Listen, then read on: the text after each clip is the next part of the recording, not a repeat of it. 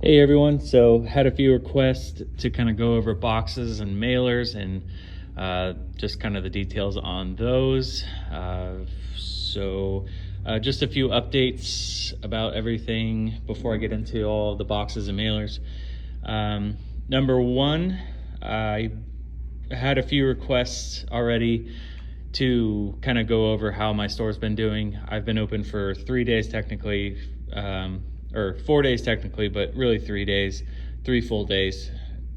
Last Friday I opened up kind of unexpectedly. I figured out I could type in credit card information if I needed to. I was waiting on my credit card swipers, which have now come in and are all set up. But I found out I could type in the information, so I figured let's just try opening and see what happens. But this Friday afternoon, before we close, I'll make a video and kind of go over how the first week went, what we sold, drop-offs, that kind of deal, to go into the numbers of everything. And I'll go into details about like what I wish I did differently, anything like that, just to try to help anyone else out who's about to open a store or is thinking about opening a store. I'll get into those details on Friday afternoon and post that video later on Friday. So be on the lookout for that. And number two, I've gotten a lot of emails and comments about, I mentioned I was doing an ebook. So if you haven't heard about that, I'm just writing basically everything that goes into opening a pack and ship, everything that I went through, links to different websites, links to equipment that I bought, links to other equipment that you could purchase if you wanted to, stuff like that, different softwares, everything you could possibly need that I've found in my journey of opening a store, I'll have in there. So that'll be for sale for $25. I'm almost done with it, but just want to make sure that everything's perfect. We're also, the way I'm gonna send it to everybody will be basically I'm going to be sharing my Google document, and then going forward, if there's anything else I have to update, or if there's any mistakes, or I'll keep adding to it as we stay open and add in anything about like once you are open going forward. So when you do purchase it, you basically get a lifelong like document of how I've done everything, just for reference, and then I'll continue to add to it as often as I find new information that could be useful for other people. So again, that'll be on sale hopefully soon. I know I said I'd have it done by this past weekend. It's just been kind of busy trying to get the store in perfect shape and get everything working. So probably another day or two. I apologize for anyone who has already purchased it, but I will send it to you as soon as it's done, I promise. All right, so let's get into the boxes and mailers.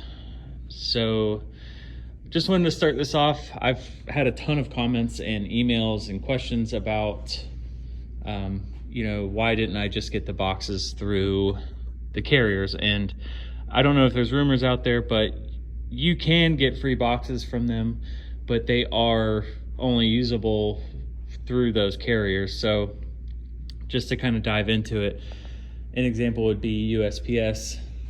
Anyone can go online and get boxes for free through them, but you can only use them for what they're labeled for on the box. For example, they have, priority mail boxes.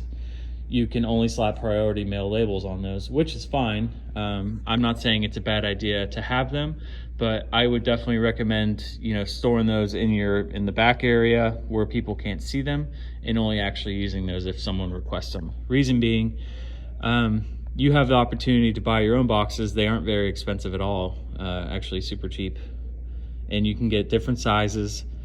And the reason I say that is because you can mark up the prices however you want on your boxes. The boxes you get from the carriers, you will get in trouble if you try to upsell those boxes. So if they do find out that you are upcharging for boxes that you got from them, it's bad news. You might get blacklisted from shipping with those people again. That's what I've read through RS Associates. I definitely would just stick with a general box selection like I have here. I have about double this amount, but this is just what I have out on the floor. and just have a good variety. Make sure you get good weighted ones. So all of these boxes I have are actually weighted for 200 pounds. Obviously, some of them are never going to have 200 pounds in them, but they are weighted for it. So, and you know, like I can show you here, I get mine through Uline. I've gotten a lot of emails and comments about, you know, I might be overpaying for them, but I've looked at other places. They all kind of average out when you are buying such quantity and variety. So there's other places, online shippers and stuff like that, who make similar boxes. Their small boxes are, you know, more expensive than Uline, and their large boxes are cheaper. You could, if you want to penny pinch, you could, you know, order small boxes from one place, large from the other. Uline, I talked to a rep there and they price match. So if I find anything, I'll just price match it with them. Not a big deal. But anyways, you could see here, I mean, a lot of the box sizes are under $1. When you get to some of these bigger ones, like 20 by 20 by 20, it's $3.30, but your opportunity to sell that for $10, $11, $12 is pretty easy in this type of store. So, I mean, realistically, your bread and butter is going to be selling these ones that are $1 to you and selling them for $5, $6. So there's big opportunities to make good money on the boxes alone. Granted, you don't commonly, the ratio that I've heard, and so far I do think it's true, you get 3 drop-offs to every one that you actually sell for a box. So it's going to take a while to sell a lot of boxes once you get started, but once you get going and everything like that, I'm sure you'll be selling a bunch. So I'm on day like 3 and 3.5 basically, and I think I've sold 10 or 12 boxes so far. But again, I haven't had too much flow so far, but I'm confident that it's coming. I'll have more details on Friday. There's been some issues with my website and getting on the maps and stuff like that. We'll go into details on that later on, so I don't go too long in this video. But again, your opportunity for higher revenue is definitely having your own boxes and your own variety, everything like that. If you start using the carrier boxes and you're trying to sell those or whatnot, you can get in trouble. USPS and FedEx have them. You can get them, sure, but I would say keep them in the back and only make them available for people who are requesting them, because there's just more opportunity if you sell your own, and then you're also making the money selling the labels as well. And these are some of the other ones I have. I'm waiting on a little bit more stock of different sizes. So we have poly mailers, which are just basically bags. I got a larger size as well. Those are just used to ship like typically clothing, just because clothing's not really fragile in any way.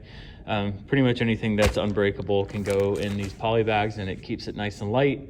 You can tape it up and keep it really tight and make it as small as possible so the shipping cost is lower.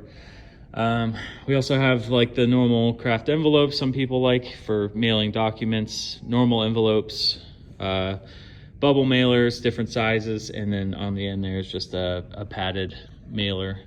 So those are super cheap as well, and they come in like 200 per box. So it's just nice to have.